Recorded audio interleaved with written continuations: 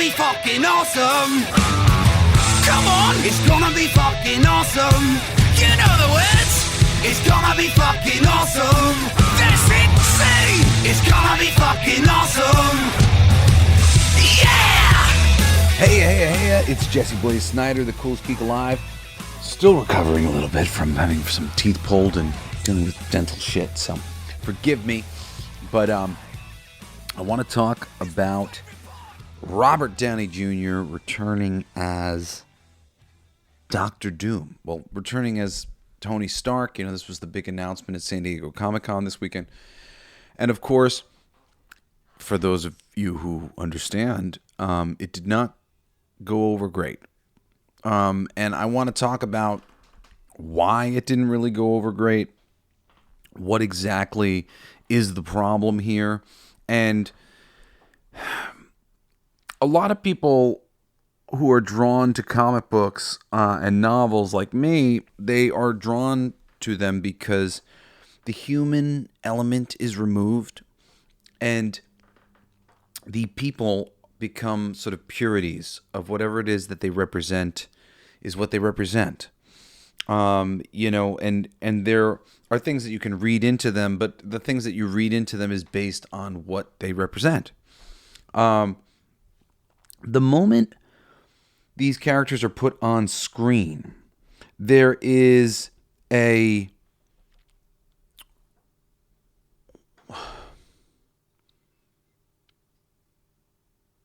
shared character that they take on with the actor who plays them. Sometimes this can be wonderful. In the case of Robert Downey Jr. in particular, he really was additive to the character, as was Wesley Snipes. Sometimes it's just sort of necessary. You know, I think there was a bit of a sleepiness to the Incredible Hulk TV show that ended up translating itself into the comics in different ways to the comic book's detriment. What you could do in a comic book was really over the top. What you could do on a TV show was really limited. So the TV show got limited. And then because that was what people were kind of expecting to some degree, the comic book got limited in the same way. So, you know, sometimes you have these things translate backwards and it's not so great. And other times you have them be really additive to the thing. But anyway, you slice it, like, you know, right now, people don't really care for, what's her name, Brie Larson. I happen to like Brie as an actress, but I've deeply dove into sort of the laundry list of why people aren't super on Team Brie. And, you know, the biggest bit is that the other actors really aren't on Team Brie. It's just very clear in a number of different interviews that she was not really getting along with the cast. And I don't know if you remember, but the fucking cast of the Marvel Universe, they were like bosom buddies. And all of a sudden when she was in these press junkets for the Avengers and stuff with the group, it wasn't harmonious and cool like it had been. So, that it affects people, especially the people who are deeply committed to the product. People who love these comics and want to see great things come out of this stuff. You know, they're sitting there going, this woman is a nightmare. I don't like her, and I didn't like her character. And, you know, and then it like they feed on each other. So that's the first thing that I want to say. Because actors and depictions of these things, like they really, like they do change so much. And to most casual people on the street, let's say Dr. Doom is just a costume. Iron Man was just a costume. You know, Superman's just a costume. A guy who can do anything. You know, and like, you know, people might think, oh, well, he's a good guy. Like, he only does good things or whatever. But at the same time, like, it's for kids. You know, it's like, it's just the idea of a man being all powerful. And what, you know, people are using it as a power symbol and avatar, which is cool. You know, that's how I use the symbols too. You know, I have tattoos of my power symbols from comic books all over me. But there's a little bit of a detachment to the characters. Now, in comics, there are quintessential characters that, for a long time, have deserved to be done right on the silver screen. You know, we basically got it with the first Christopher Reeves film with Superman, but the update lacked something to be desired for me and a lot of real true fans of Superman, that character was displayed quite a bit darker than better writers have shown is unnecessary. Really good writers have demonstrated year after year, well, not year after year, unfortunately, but often enough to show you what the song sounds like of a really, truly good Superman living in a bad world, always finding a better way. And yes, there are some stories where they've decided to break convention and kill and blah, blah, blah. Those stories, one, never go over very well. A lot of them are retconned, adjusted, whatever else. The fans don't love that.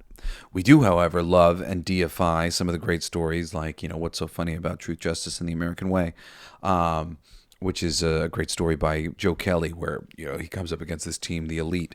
I think I'm getting the name of that story right. And the Elite are basically going around just like killing people. And he basically in the story gets really brought to the brink, gets embarrassed, gets shamed in a lot of ways, is having the media and the public kind of side with the anarchists, these crazy guys who are just kind of doing justice their way. But in the end, he, one, demonstrates that there's always a better way, and just shows who he is and shows what it means to be Superman. When Superman can overcome obstacles in a way that we couldn't guess because it was cleverly conceived and figured out, what he has a laundry list of powers, all sorts of things he could do. So when you as a writer can figure out how to there's always a better way, we're just that makes him more Superman than him snapping somebody's neck. So that's another bit of the authentic bit of character or whatever, disappointment. So a fundamental disappointment, of the DC universe when they established things with Man of Steel was that was the Superman who was establishing the tone for the DC universe. That was a big thing. It was one thing for this just to be some Superman movie, and artistically speaking, it made sense to snap Zod's neck or whatever the fuck it is. But this was the beginning of the DC universe.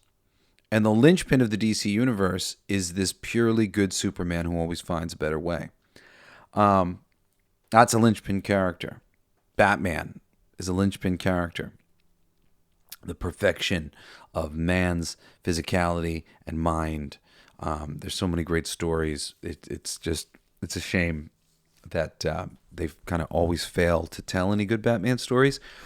They'll introduce some of his interesting villains and and sometimes they'll do some good things with some of the mythology or whatever, but really what's there to be done and the stories to be told, it's so deep and so cool, and would be so easy for somebody with just a little bit of fucking taste to go through their entire mythology and just cordon off section after section after section after section that they could turn into these James Bond installments of fucking Batman going on for forever that would actually have meaning. I remember I've said this before, my mom said, yeah, I don't really like Batman. He's the least interesting character in all his movies. And I was like, oh, fuck yeah, he is, because they've never gotten Batman right on the big screen. They've just never made him the single-minded, focused war on crime that he is. And that's what makes him and what makes you respect him, and him struggling and him going through it. And there's so much that that really is missing from the Batman movies. And it's a disappointment for us every single time, for real fans, The Dark Knight Returns and the Christopher Nolan trilogy was overall really disappointing. Because just the way it was built was sort of built to like keep certain characters out of the universe. Like, it's like a universe where Clayface can't exist, or Killer Croc can't exist, or has to exist in a hyper realistic form as opposed to an exaggerated form that is visually interesting. And the world of Batman is so visually interesting, and they're constantly with all these things for so long. They've just been trying to constrain them down, and they think that like letting it off the chain is like, hey, we've got hockey skates and we're fighting Mr. Freeze's ice goons. Like, it's like, oh my god, like, you don't get it. It's, like the color and the spectacle and the visuals, like, that's the stuff that you let off the chain. The story, though, you ground that and you make that as interesting and science fiction based and clever and smart as possible. In comics and novels, novellas, whatever. There's all sorts of different ways, pulp novels and shit, things that have been being written of various like ongoing characters, from Conan and the Shadow and whatever else for over the years. But I'm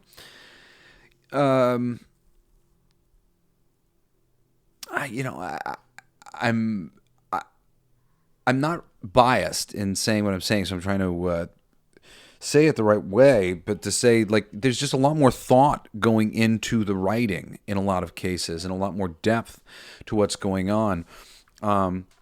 There's a real inability for Hollywood to keep things small. It's become a joke of like the blue sky beam in all the superhero movies, right? Because they got to blow, everything's got to end with a blue sky beam. Everything's got to end with some giant spectacle. Nothing can be ground level. You can't go back and tell a ground level Spider-Man story, even though we should be able to do that. Like, it shouldn't, it's not escalate. Eventually it has to come back down to earth, and it should be sort of an escalation and then a downturn and an escalation and a downturn, or a downturn and a slight escalation to the big thing, and then a downturn and a downturn there was a song, sort of to it all. And in the comics, they get this right all the time. A series that really, I was always blown away because they would take it to the scales. Like, I would just like be blown away by how big they'd take it. And then they'd bring it back down to earth, and you'd go, wow, they're never going to be able to freaking reach that level again. And then they would. And then I'd be like, wow, holy shit. Well, they did it again. They ratcheted it up again, and now it's back down to, low swell. And like, and it's the Invincible series by Robert Kirkman, which I didn't even finish. But I was blown away. Over and over again, I was like, fuck, man. Like, how are you going to top any of this shit? And each time I was like, he did it again. I'm impressed. Fucking impressed. Fucking blew me away again. Awesome. Shit's great.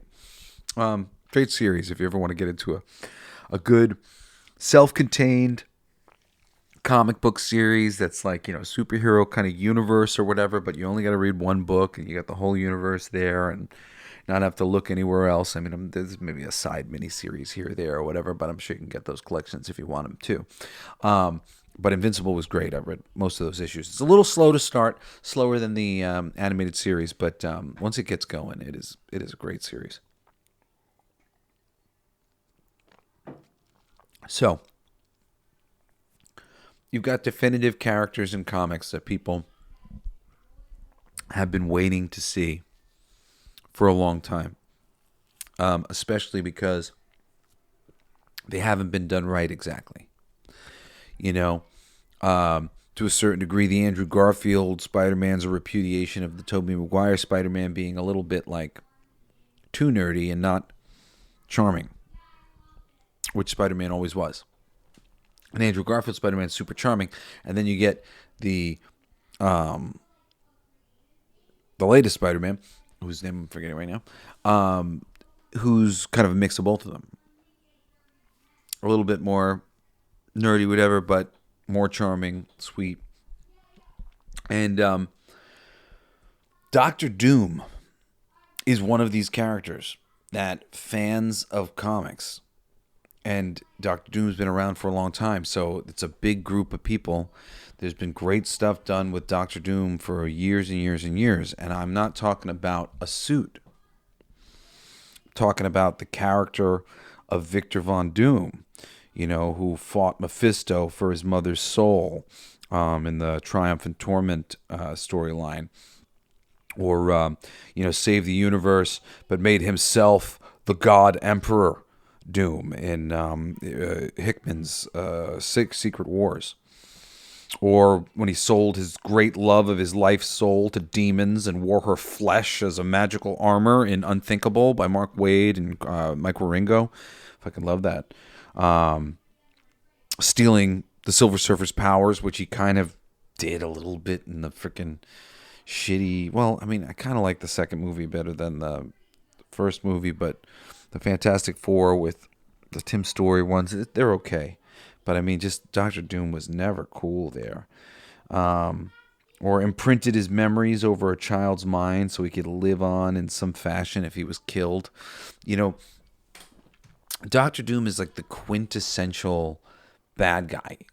He's so many other characters are based on Doctor Doom, and I mean, if I could list a ton off, and I would probably end up accidentally maybe pointing to somebody who like Doctor Doom is like a plant, but really him living in his own island of Latveria, with diplomatic immunity, and like there's so many little aspects of Doctor Doom that like was the Lethal Weapon bad guy with the diplomatic immunity inspired by Doctor Doom? Perhaps.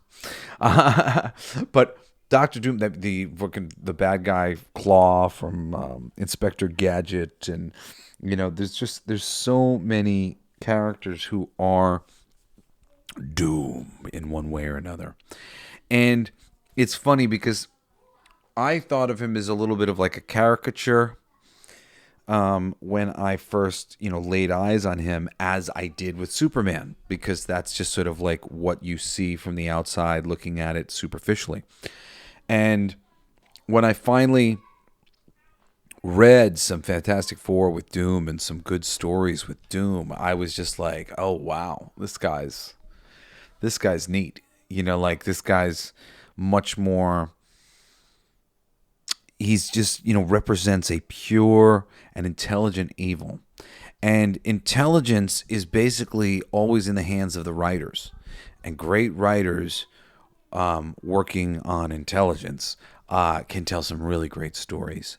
And great stories have been told with Doctor Doom throughout the years, and Victor Von Doom, and specifically his relationship with with Reed Richards, and their rivalry and their hatred of one another and all these things.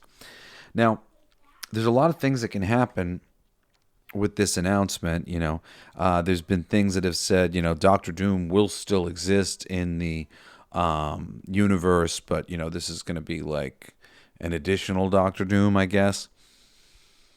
Any way you slice it, this is going to dilute the sauce for Doctor Doom. Marvel had an opportunity to really go full bore at doing Doctor Doom correctly. And they could have introduced the Fantastic Four the right way, had Doom as a bit of a background character, and brought him to the forefront, in a follow-up, film or whatever, and but just establish their relationship, establish things.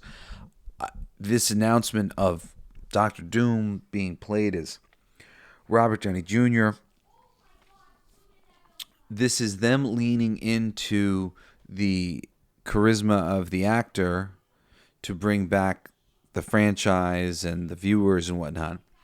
But they're turning to an evil Tony Stark as Doctor Doom, which cannibalizes Doctor Doom. Like, an evil Tony Stark, I don't know. It might have had some value. There's not a storyline in the comics where Tony Stark comes back as evil and we're like, yay. Not that I'm aware of. Not that that's some classic moment and, oh man, I can't wait to see them put on screen that moment when Tony goes evil. and all the Avengers have to come together to fight him. I'm not super into that. And I think they know that people aren't super into that. So even in this case, I think by the end of it, he's going to have to turn around and become a good guy. And like, it's going to have to be like a, start out as a heel and end redeemed or whatever. I mean, it's like almost like the management of Robert Downey Jr. would probably put it in his freaking contract at this point. The idea that he's going to come in and be the bad guy. And like, what kind of bad, like, we're going into the mirror universe and we're going deeper into these ideas of these ongoing alternate timelines that just go on for fucking forever, and are filled with any number of possible characters. And if there's a multiverse, what does it matter in terms of anything that happens on any level? Somebody said something about him being back evil invalidates Iron Man being dead. I don't think that that's necessarily true. I think that whole thing works and stuff. But I do think that them pushing this button like this kills Doctor Doom. And the juice that Doctor Doom should have is basically being given to Robert Downey Jr. to play an evil Doctor Doom / Iron Man. Like, it's just it's such fucking muddled water. And like yes, people wanted to see Iron Man return, not as Doctor Doom. Like, it's just so weird to me. I just look. These are not stories from the comic books. This isn't a thing that we're like, oh man, they're going to finally realize this story. Like, this is not any of that that's going on right now. So the audience who really cares about these things, they're just like, what? Why? Why are we doing that? And we're doing it like that. And then we got to look at it, and then we start to go, oh, I see. It's like business reasons. And I mean, really, that's what it comes down to. Things are falling apart. Let's bring back Robert Downey Jr. And then somebody in a meeting is like, well, we got to bring him back in some sort of creative way. And then it's like, well, what if we brought him back as an evil version? And then Robert Downey Jr. would have something to do. Like, if I'm going to come back, I don't want to just be the same guy. I gotta do something interesting for the part. Maybe you're me evil. Maybe what if you're Doctor Doom? Yeah. What if Tony Stark's Doctor Doom? Like they're casting Doctor Doom. And then all of a sudden they're like, what if Robert Downey Jr. was cast as Doctor Doom? Aren't we clever? I don't know how clever you guys are. It's okay. It's like it's weird. It's a weird decision. And I really just feel like it robs us of Doctor Doom. Like, and it makes Doctor Doom a costume, and nobody knows. Nobody really knows. Unless you've read the fucking comic books and have read some really great Doctor Doom moments, you don't know what a great bad guy he is. You haven't seen that visual play out in his shabby castle and plotting to destroy Reed Richards. And, it's just like he's so quintessential and classic. And to not get him, especially, it's like we got the Fantastic Four in The Incredibles. But we never got Doctor Doom. And we never got Doctor Doom in any of the Fantastic Four movies they made. And he's really a clever character that requires really good writing. And I mean, I don't think that they're capable of it anyway. But it just feels like, all right, it's going to be a couple decades before we get a really great quintessential Doctor Doom going on if Robert Downey Jr. is being brought back to the Marvel Universe to play Doctor Doom. It's just kind of like fucking nuts, really. And this is just such like a next level weird play. Because it's not like, I mean, like, they think that they're cheating the game. They're like, oh, well, we don't have to cast the perfect Doctor Doom. We just cast Robert Downey Jr. as Tony Stark as Doctor Doom. Aha! We win. I don't think so. And really, like, you're just doing such a disservice to your own universe. You know, we saw Deadpool. Deadpool did a whole bunch of things that the fucking Multiverse of Madness movie should have done. And Deadpool could have still done all the things it did, and it would just be more fucking icing on the cake, and would have been building on that. And oh man, it's like fucking put me in charge of these companies. It's like so fucking easy to do this shit right, and they just trip over their dicks. And I know there's a lot of you out there who are listening going like, yeah, no, it is so fucking easy to do this right. I'm like, because there's plenty of us who understand, real audience members. Like, you don't have to be a great writer to see all the sensical things that have been set up and sensical opportunities that are there for you. Oh, look at this. The universe provides. You know what? You should do this and this. It's just like you see a little bit of excitement there, and those two things go together. Bringing Wolverine and Deadpool together was not a hard recipe. They've been brought together in the comics regularly for great fun every time. They're a good pairing.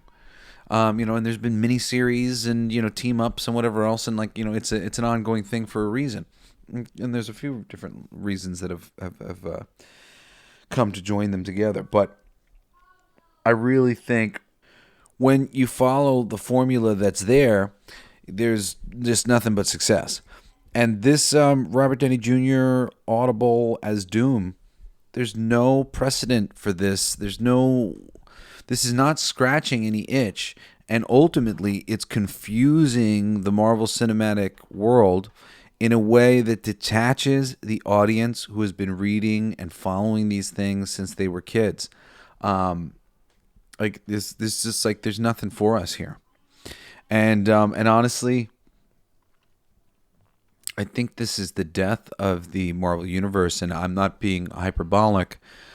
Looking at their schedule and everything that's coming up, there's just nothing. We've got Agatha all along. We've got a Daredevil series that has, oh man, the markings of very, very major trouble all over it. They reshot a lot of it. I don't know if they somehow saved it. I have not heard rumblings of the more recent version of the show that we're going to eventually get, but it really does not look good. I love Daredevil, as one of my favorite characters, but I'm going to be very apprehensive to watch it until it's done. They brought in the person who produced later seasons of Daredevil or the Punisher series, which was okay, but the first season of Daredevil, the Stephen S. Knight, that's the guy who they should have brought in. They didn't do that. They ended up reshooting a ton of things. I feel that the audience isn't going to connect with it, and that it's different than its predecessor. And everything that they've done with the Kingpin so far in the Marvel universe has been terrible. On the TV shows, the Hawkeye show was ruined by the last episode, what they did on the Kingpin show. I liked that show, okay, and by the last episode with Kingpin, I was just like, oh my god, fuck this show. The Agatha All Along show, like I said, no precedence for any of this shit. This is just them doing things the way they want to do it. They've got Catherine Hahn, another instance of them going with the actors that they're able to get or cast or whatever, and the potential with the actors as opposed to potential in the stories that they have in existence that people are interested in hearing about. Nobody's interested in that story. I think it might be the lowest rated of all the shows that they have, period. Unless it happens to spark with kids and parents and stuff on Disney Plus. But I don't know, maybe it will, because it's a witch show. So it could just be a little sleeper hit. Because it appeals outside of the Marvel universe, but I think people are just going to be like, oh, what, a Marvel show? And they're not going to check it out. Then you've got the Captain America movie, which they've reshot a ton, spent tons of money on. It's even if it's a hit, it's barely going to be a hit for them, even if it was a big hit, because of how much money they spent on it, how much money they're going to have to spend to promote it. The audience, the test scores on the audience from the rumor mill is that it's still not doing very well, and that People don't like it. People love to discount so many of these rumors, but it's very easy to get information like this these days. There are test screenings. There are ways to get information, get a hold of things beforehand. There are people who are willing to give scoops to YouTubers and blah, blah, blah. The eventual play here is building to these two Avengers movies, and they've brought back the Russo brothers. The Russo brothers are great. Maybe somehow they'll be able to tie together a half-decent movie. But the lead up to that is going to be awful. And the basics of what the Russo brothers are being given to work with is not good. So it's a real tall order for them. And frankly, I'm not looking forward to any of it. Oh, and there's the Thunderbolts, which it's not the Thunderbolts. It's unlike any incarnation of the Thunderbolts that has ever been in existence in the comic books. So therefore, people who read the comics like me don't give a shit. I really don't. I like Florence Pugh.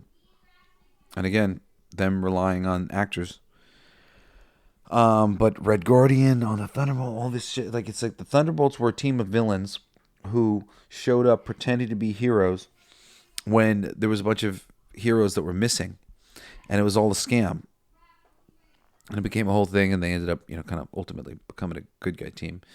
But because they liked it.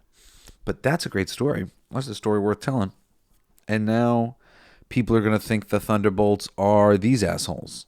And I don't even...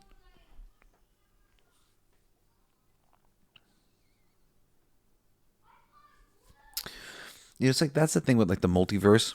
Within the Thunderbolts, there's been a lot of refreshes and retries of them and different sort of vibes to get the numbers up on the series in different ways, and ultimately they ended up becoming a bit of a Suicide Squad type team for a moment, and Thunderbolt Ross, the Red Hulk, that became a bit of a thing, him, the Thunderbolt, and I think that's the Thunderbolts angle that they're going after, and that is just cool, and Thunderbolt Ross has a team of assholes, okay, great, so they're a military arm, super military government arm in the Marvel universe, and and it's fine, and they've told some good stories with not any of those characters, so none of it looks like the thing that I like.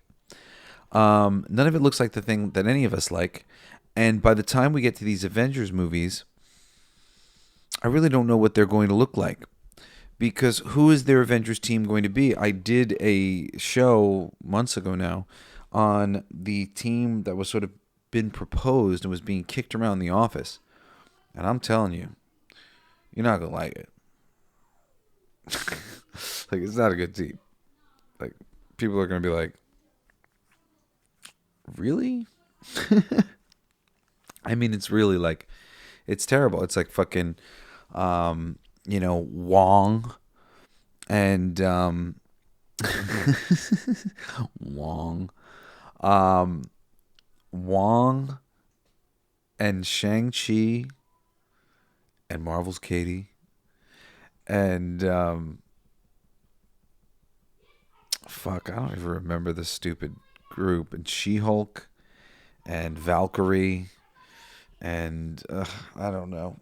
I mean, who knows what they'll actually go with? Who knows? This was just a fucking rumored whatever, and sometimes they lie in these rumors. But usually what I've seen is the pattern with their lies are when they tell us something is going to be like the comics. That's the lie. And then it always ends up not being like the comics. And then people are like, oh my God, well, the speculation, this could be better. And then it's nothing. It's just fucking nothing. That's what they do. They do nothing. They suck.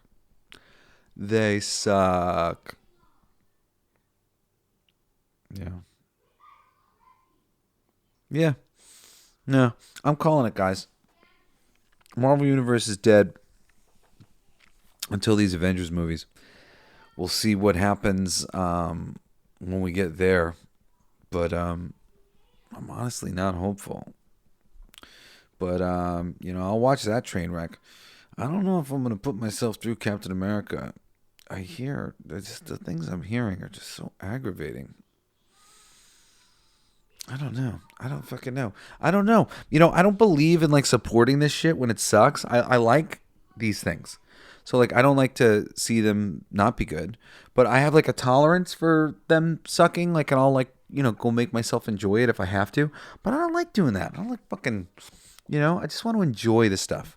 That's why I do the coolest picks on the weekends. Give you guys something cool to watch. Cool movies, cool TV shows, whatever it is. And, I'm trying to just focus on, like, the good shit. Like, I don't like sitting here, like, talking about, like, that this stuff sucks and it's going to suck. I don't like being negative. But, look, this is just, like, I'm the sports commentator who understands the sport very well and understands the way this all works. And I'm telling you, things don't look good. Things look really shitty, and it's the forecast is shitty. Probably through these Avengers movies, because I don't think they're giving the Russo brothers enough to work with for them to make something really great.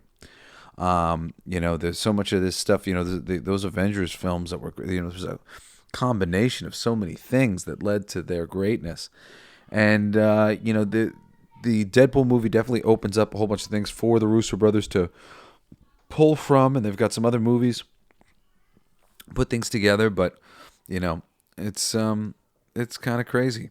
Granted, they do have some interesting footage that came out of Comic-Con from Fantastic Four.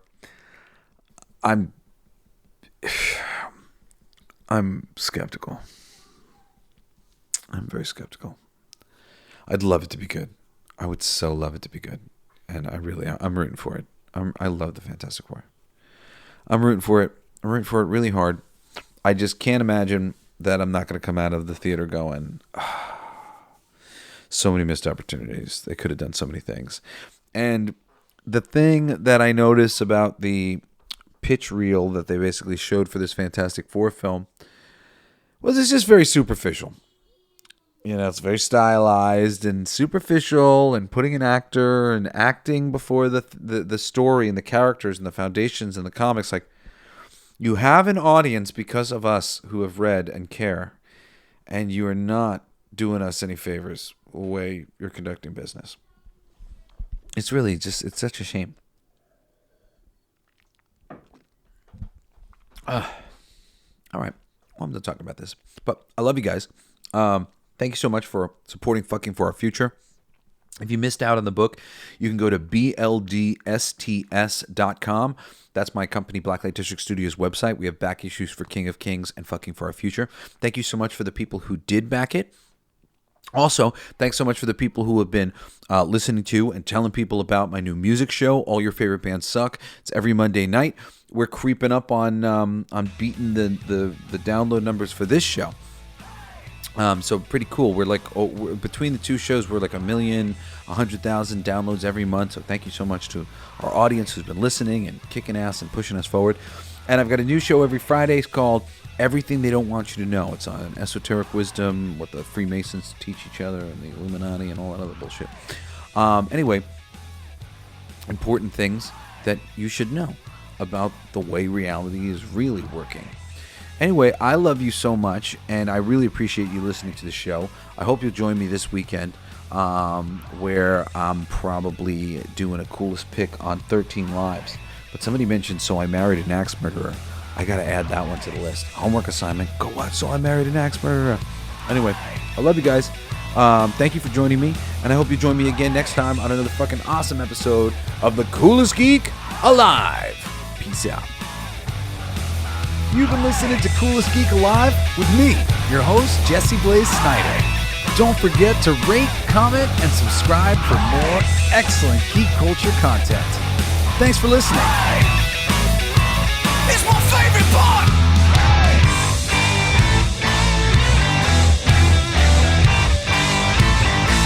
Isn't it heavy?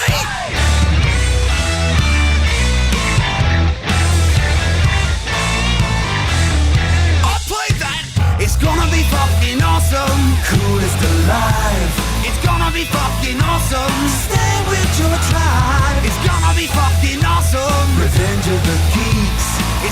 be fucking awesome. Week after weeks, it's gonna be fucking awesome. Laughing with you, it's gonna be fucking awesome. And crying sometimes too. It's gonna be fucking awesome. Spelling it out, it's gonna be fucking awesome. Making you shout.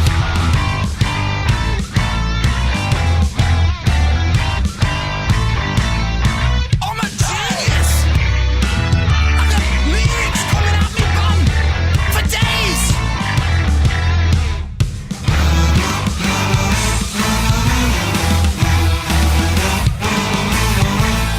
You like that? It's a kazoo solo.